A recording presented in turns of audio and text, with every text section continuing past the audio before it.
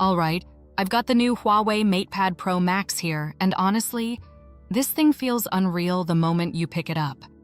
Inside the box, you get the tablet itself, a supercharge adapter, USB-C cable, and a polishing cloth. Pretty standard, but still premium. The keyboard and stylus? Yeah, those are sold separately in most cases. This is wild. It's only 4.7mm thin, making it the thinnest flagship tablet right now.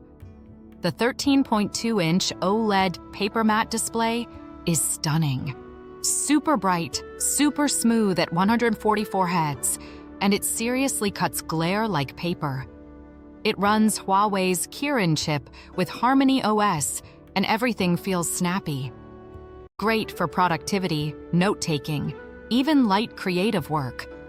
But no Google apps natively, and that's still a big limitation for many people.